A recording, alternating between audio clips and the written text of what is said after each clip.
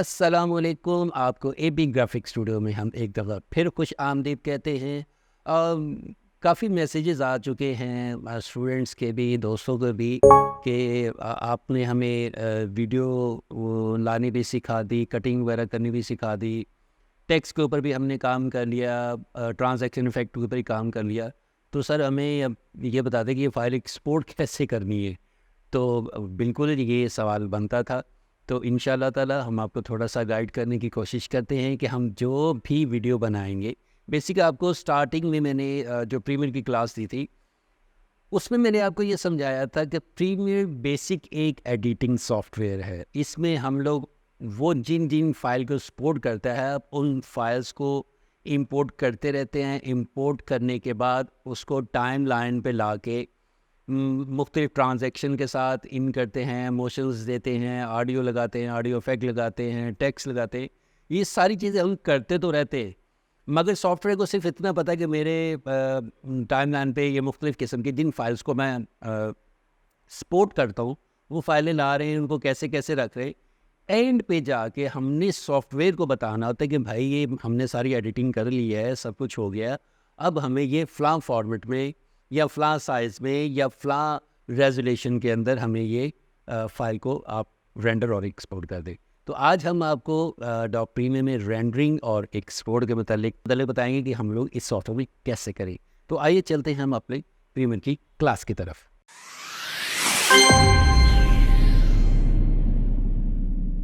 तो ये हमने लास्ट जो क्लासेस की थी टेक्स की, ये मैंने वो भी प्रोजेक्ट ओपन किया हुआ है।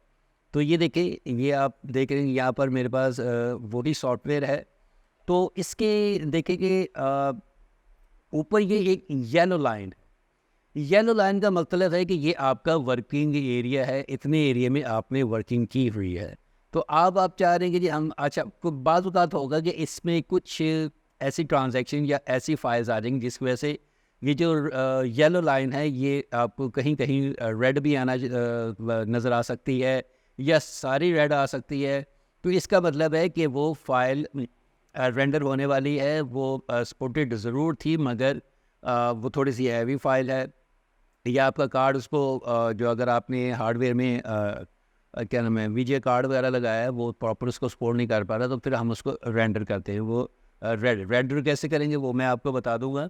तो दूसरा हम लोग क्या करते हैं कि इसमें हमारे पास हम अगर चाह रहे कि ये सारी फाइल हम लोग रेंडर करना चाह रहे, एक्सपोर्ट करना जो भी ठीक है, अगर हम चाह रहे कि सिलेक्ट, तो हम लोग क्या करेंगे, यहाँ से इतने एरिया को मैं एक्सपोर्ट करना चाह रहा हूँ। मैंने सेलेक्टिव टूल से इसको उतना सेलेक्ट कर लिया है।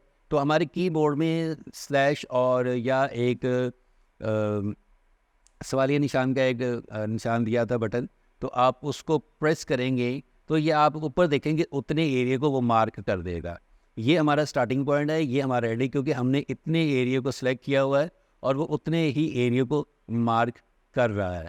ठीक है, अगर हम चाह रहे हैं सारे ही करना, तो हम लोग क्या करेंगे, इसको सबको सिलेक्ट करके भी कर सकते हैं, उसी तरह बटन दबाएंगे तो मार्क कर देगा। अच्छा, दूसरा अगर आप ऐसे नहीं कर पा रहे, तो आप क्या करेंगे कि आप ये टाइम लाइन स्टार्ट में रखेंगे, यहाँ रखेंगे, वहीं से वो स्टार्ट करेगा। तो इसको मैं बटन दबाता हूँ आई।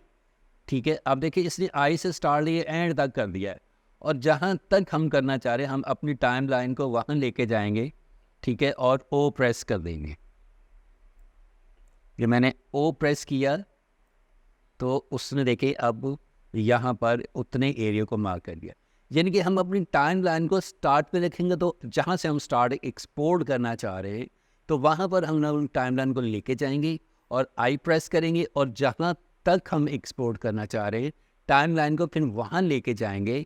तो हम ओ प्रेस करेंगे तो वो उतने एरिया को मार्क कर देगा और उतने ही एरिया को एक्सपोर्ट कर देगा। ठीक है, अगर हम लोग सेलेक्ट करके स्लैश या वसाली निशान के बटन को दबाएंगे तो वो ऑटोमेटिकली उसको सेलेक्ट कर देगा। अगर आप ये दोनों काम नहीं करते और आप की आगे जैसे ऑटोमेटिकली जहाँ तक ये येलो लाइन है वो ऑटोमेटिकली उतना भी कर देगा, मगर नुकसान क्या होगा कि अगर आपके प्रोजेक्ट में ये देखें, जैसे मेरे आगे ये भी एक प्रोजेक्ट पड़ा हुआ है, ये भी कुछ क्लासेस, यानी कि मेरी 3 क्लासेस मैंने एक ही प्रोजेक्ट पे की हुई हैं।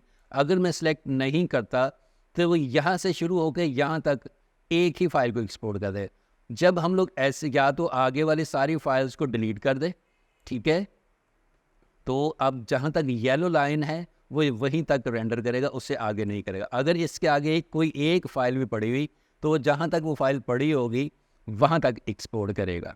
तो ये तो तरीका था सेलेक्ट, कितने एरिया को हम एक्सपोर्ट करना चाह रहे हैं, सेलेक्ट कर रहे हैं ताकि उतने एरिया को एक्सपोर्ट करें। अब हम एक्सपोर्ट में जाते हैं, तो हम लोग क्या करेंगे, तो यहाँ फाइल में जाएंगे तो यहाँ हमारे पास है एक्सपोर्ट के ऑप्शन। अब जैसे एक्सपोर्ट में जाते हैं तो एक्सपोर्ट में जाके आप मीडिया में आते हैं, तो मीडिया के आगे देखिए यहाँ कंट्रोल एम दिया हुआ है, एक इसकी शॉर्ट की दी हुई है कंट्रोल एम। आप कंट्रोल एम दबाएंगे तो डायरेक्टली वो एक्सपोर्ट में चल जाएगा, वरना आप यहाँ पर एक्सपोर्ट में आके डायरेक्टली मीडिया में चल जाए। जैसे हम मीडिया में जाते हैं तो हमारे पास ये एक विंडो ओपन हो जाती है। अब विंडो में सबसे पहले हम लोग क्या करेंगे कि यहाँ पर AVI कर देते। AVI बहुत ही हैवी फाइल बन जाती है, इसकी हमें ज़रूरत नहीं होती, तो इसलिए हम लोग कोशिश करेंगे कि हमारी रेजोल्यूशन भी अच्छी रहे, रिज़ल्ट भी अच्छा रहे और हम लोग फाइल एक अच्छी तरीके की एक्सपोर्ट कर सके। तो उसमें आप क्या करेंगे कि इसमें आपके पास देखिए ये सारे फैक्ट्स दिए, फॉर्मेट्स दिए हुए हैं। तो हम लोग क्या करेंगे, हम लोग H.264 को सिलेक्ट करेंगे, ठीक है। H.264 के अलावा देखिए और भी है, H.264 ब्लू-रे भी है। ये फाइल हैवी ज़रूर होगी मगर रिजल्ट में फ़र्क इतना ज़्यादा नहीं पड़ेगा, फाइल बहुत ज़्यादा हैवी हो जाएगी। उसमें आप MPEG भी कर सकते हैं, MPEG-4 भी कर सकते हैं। ये ओवरऑल सारे ऑडियो के भी दिए हुए कि आप इस फाइल में सिर्फ ऑडियो उठाना चाह रहे हैं तो आप यहाँ पर ऑडियो को भी कर सकते हैं। अच्छा, ये फॉर्मेट पे हम यहाँ आ जाते हैं। उसके बाद हम लोग यहाँ पर आते हैं match source high bit rate. High bit rate में आपका रिजल्ट बहुत अच्छा होता है। मैच सोर्स का मतलब कि जो आपकी कैमरा फाइल है वही फाइल के मुताबिक वो रेजोल्यूशन बना के आपको एक्चुअली ही उसी फाइल को मैच करके वही फाइल को आगे उसी रेजोल्यूशन के अंदर एक्सपोर्ट कर देंगे। मगर इसके अंदर भी आप देखें कि आपको इस एरिया में देखें कितने प्रीसेट्स दिए हुए हैं। आप इन प्रीसेट्स को भी यूज़ करते हैं, हाई क्वालिटी, हाई डेफिनेशन। अगर आप ये देखें यूट्यूब के काफ़ी प्रीसेट्स दिए हुए हैं, वीमो के दिए हुए हैं, काफ़ी सारे हैं। मगर आप कोशिश करें कि आप इसको मैच सोर्स पर रखें, वरना आपको जो फॉर्मेट चाहिए आप उस फॉर्मेट के मुताबिक उसको सिलेक्ट कर सकते हैं। तो ये हमारा हो गया। यहाँ पर हम लोग आउटपुट नेम, यहाँ पर आप जाएंगे आउटपुट नेम में जाके आप कहीं भी अपनी ये फाइल को सेव कर सकते हैं। यहाँ पर ये हमने जस्ट एक नाम लिख दिया, तो ये हमारा यहाँ तक ये कुछ उन्होंने समरी दी हुई है पूरी फाइल्स की कि आपकी फ़ाइल क्या है, उसकी ऑडियो क्या है, पूरी उसकी डिटेल मैंने एक समरी आपको प्रीमियम में दी जाती है। मगर आप इसको नहीं छेड़ेंगे तो उसके बाद आप इस एरिया में आ जाएंगे। यहाँ पर आके आप यहाँ पर किसी चीज़ को नहीं छेड़ेंगे, इसको मैच सोर्स पे, क्योंकि हमने कहा दिया वो एक्चुअली वही सारी फाइल्स को क्रिएट कर रहा है, ठीक है। तो जैसे हम लोग यहाँ पर आते हैं, देखिए बिट रेट सेटिंग, यहाँ पर हमारे पास 3 फॉर्मेट देते हैं। CBR थोड़ी सी हैवी फाइल होती है और ये ज़्यादातर आप ब्रॉडकास्टिंग वगैरह में जब यूज़ करनी होती फाइल तो आप ये फॉर्मेट रखते हैं। मगर आप अगर 2POS में जाएंगे तो 2POS में क्या होता है कि वो आपकी ऑडियो और वीडियो वो अलग-अलग एक्सपोर्ट करता था। वीडियो फाइल अलग एक्सपोर्ट हो जाती है, ऑडियो फाइल अलग एक्सपोर्ट है। तो आप इसमें भी चेंज ना कीजिएगा, आप जस्ट 1POS VBR 1POS पे ही इसको रखेंगे। जब आप रखेंगे उसके बाद देखिए टारगेट बिट रेट अभी उन्होंने 10 पे रखा है, वो क्योंकि मैच सोर्स है। अगर आप इसमें फाइल को थोड़ा सा हैवी करना चाह रहे हैं तो आप इसको आहिस्ता आहिस्ता बढ़ा भी सकते हैं। मगर जैसे ये बढ़ाएंगे तो आप ये नीचे देखेंगे यहाँ पर इसका साइज़ बड़ा होता जा रहा है। ये वैसे देखें एलिस्टेड साइज एक अंदाजे के मुताबिक आपको साइज़ बता रहा होता है, मगर जब एक्सपोर्ट आप करेंगे तो वो थोड़ा सा ऊपर नीचे हो जाता है, मगर वो एक अंदाजे के तौर पे आप बता रहे। अब देखिए 20 पे चला गया तो यहाँ पर वो 1 GB से ऊपर फाइल चल गई है, तो हम लोग 10 पे ही जाते हैं।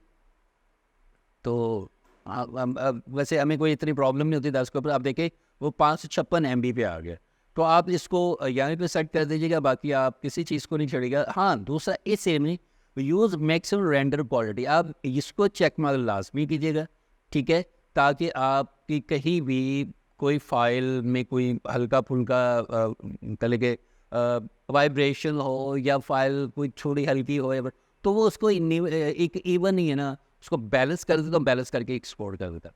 तो एक्सपोर्ट करने के बाद सिंपली आप यहाँ पर फिर एक्सपोर्ट कर दें। ठीक है, ये आपने एक्सपोर्ट कर दिया, आप पहले इसको रेंडर कर रहे हैं, रेंडर करने के बाद ऑडियो फाइल्स, उसके बाद ये इसको एक्सपोर्ट करना शुरू कर देगा। तो जब ये एक्सपोर्ट हो जाएगा तो आपकी फ़ाइल आपके सामने आपकी लोकेशन पे सेव हो जाएगी, जिस फॉर्मेट में आपने इसको सेव किया होगा। तो ये ऐसा ऐसा रेंडर होना शुरू हो गई है। अच्छा, दूसरे मैं आपको ये बता दूं कि जब मैंने आपको स्टार्ट में बताया था कि यहाँ पर येलो लाइन है, वहाँ पर कहीं कहीं रेड भी हो सकती है, सारी रेड भी हो सकती है। आप उसको इंटर किए बगैर भी एक्सपोर्ट कर देंगे, फाइल एक्सपोर्ट हो जाएगी, मगर जहाँ पर वो हल्की फाइल या हैवी फाइल जिसकी वो रेंडरिंग मांग रहा होता है, वहाँ पर अगर हम उसको एज इट इज़ कर देंगे, वो एक्सपोर्ट तो कर देगा, मगर वो कहीं ना कहीं फाइल में कोई ना थोड़ी सी 19-20 रहेगी। तो उसमें कोशिश करनी कि आपने जस्ट इंटर करना है, इंटर करने के बाद उसको रेंडर होने देना है, वो ऑटोमेटिकली रेंडर कर देगा। जब रेंडर कर देगा तो वो रेड जो है ना वो ग्रीन में कन्वर्ट हो जाएगी। ठीक है, ग्रीन और येलो ये दोनों फाइलें एक्सेप्टेबल होगा। अगर रेड होगी तो रेड को आपने जस्ट इंटर करना है, और इंटर करने के बाद वो जब रेंडर कंप्लीट करता है वो ग्रीन हो जाएगा। ग्रीन और येलो दोनों फाइलें, तो फिर आप उसको इसी ही तरीके से, इसी प्रोसीजर के साथ एक्सपोर्ट कर देंगे। तो ये अभी हमारी रेंडर, क्योंकि सिस्टम मेरा थोड़ा सा स्लो, रेंडर होने के बाद ये देखें आप, इसने इसको एक्सपोर्ट करना शुरू कर दिया है। एक्सपोर्ट करने के साथ साथ वो देखें इसकी टाइमिंग बता रहे कि वो कितने टाइम में इसको एक्सपोर्ट करेगा। तो उसने एक्सपोर्ट कर दिया। अब हम जाके वही फाइल को जाके अपने यहाँ, ये देखिए मैंने क्लिक किया है तो वो वही फाइल यहाँ पर चलना शुरू हो गई है, और वो देखें एक्सपोर्ट हो गई है फॉर्मेट ही। ठीक है, ये फाइल अब आपकी एक्सपोर्ट हो चुकी है। अब आप इसको जैसे यूज़ करना चाहते हैं यूज़ कर सकते हैं। तो आज हमने देखे एक छोटी सी क्लास रखी जस्ट एक्सपोर्ट के ऊपर, कि हम इस फाइल को एक्सपोर्ट कैसे करेंगे, कैसे रेंडर करेंगे, और किस किस फॉर्मेट में, किस रेजोल्यूशन के अंदर वो अपने मुताबिक हम कर सकते हैं। तो मुझे बड़ी उम्मीद है कि आपको आज की क्लास भी पसंद आएगी, और इसमें आपको काफ़ी मदद मिली होगी कि हम जो भी प्रीमियर अपनी फ़ाइल बनाते हैं उसको एक्सपोर्ट कैसे करते हैं। तो आज के लिए इतना, हमें इजाज़त दीजिए। नेक्स्ट क्लास के लिए इंशाल्लाह ताला नेक्स्ट क्लास में हम आपको मिलते हैं एक नए टॉपिक के साथ, नए तरीके से। तो आप हमारे चैनल को लाइक, शेयर, सब्सक्राइब लाजमी करें, ताकि हमारे दूसरे स्टूडेंट्स को, हमारे चैनल्स को भी हेल्प आउट हो सके। आज के लिए इतना, अल्लाह हाफिज़।